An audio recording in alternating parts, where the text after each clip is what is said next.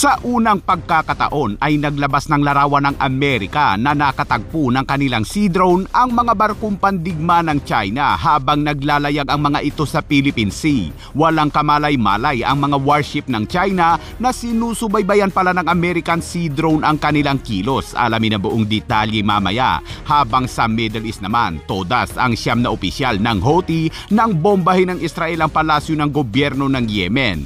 Todas din sa airstrike ang spokesperson ng Hamas na matagal nang hinahanting ng Israel, kaya't para malaman ang buong detalye ay tumutok at makinig na mabuti.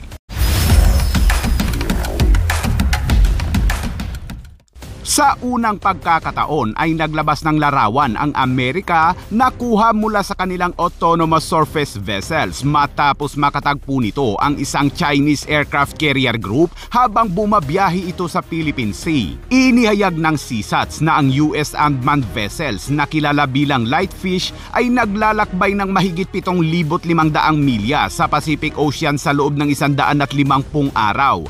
Kinuna ng larawan ng American Sea Drone ng isang barkong pandigma ng China na may hull number na 101 na kinikilala ito bilang unang Type 055 destroyer ng China na CNS Nanchang na itinuturing ng China na premier surface combatant nito. Sinabi ng CSATS na ang Chinese destroyer na ito ay bahagi umano ng isang naval group na pinamumunuan noon ng aircraft carrier ng China na CNS Liaoning, habang ang Liaoning Carrier Strike Group ay nakadeploy umano sa Philippine Sea noon. Walang kamalay-malay ang mga barkong pandigma ng China habang naglalayag ang mga ito sa Philippine Sea na nasa humigit kumulang 330 milya sa hilagang kanluran ng Guam habang minomonitor ng Sea Drone ng Amerika ang mga kilos nito. Kaya't sinasabi ng ilan na tila hindi mahirap palubugin ang mga warship ng China dahil tila mahinang klase ang mga radar system nito at hindi nakakadetect ng mga banta mula sa paligid nito.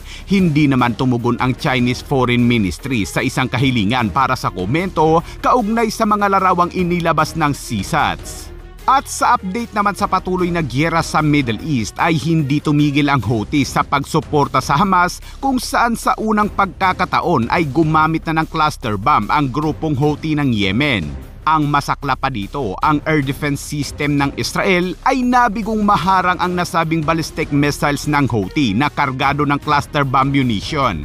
Mabuti na lamang at tumama ito sa isang bakanting lote at hindi sa syudad ng Israel.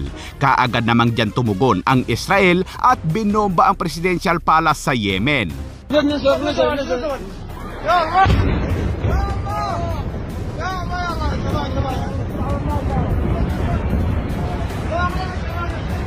Sa ataking yan ay siyam na senior officials ang winalis ng Israel. Ang senior Houthi Minister of Energy, Houthi Minister of Commerce, Houthi Deputy Interior Minister, Houthi Minister of Education, Houthi Minister of Information, Houthi Minister of Social Affairs and Labor, Houthi Minister of Justice, Houthi Sports Minister at Houthi Minister of Transportation. At kabilang dyan ang Houthi Deputy Prime Minister. Matapos ang pabubombang yan ng Israel ay gumanti naman ang Yemen at nagpakawala ng ballistic missiles, ngunit sa himpapawid pa lamang ay na-intercept na umano ito ng air defense ng Israel. Pero kumanta pa nga.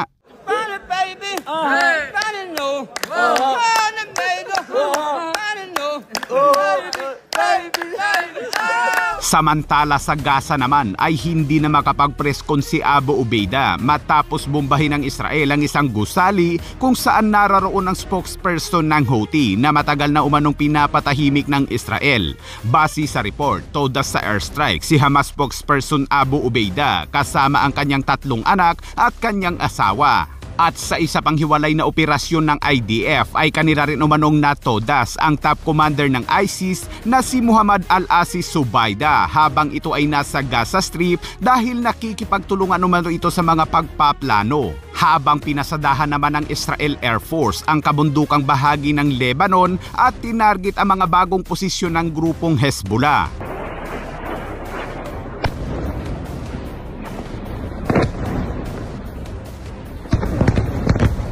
Kita ang shockwave dahil sa lakas ng pagsabog habang abala naman ang mga militar ng gobyerno ng Lebanon sa paghalughog sa mga Palestinian refugees sa Lebanon at kinukumpiska kapag mayroong nakitang mga armas. Layon kasi ng gobyerno ng Lebanon na desarmahan ang mga Palestinian pati na ang mga Hezbollah dahil nadadamay umano ang Lebanon dahil sa kanilang laban kontra Israel. Sinabi ng gobyerno ng Lebanon na kung lalabanan talaga nila ang Israel ay dapat umanong umalis sila sa Lebanon.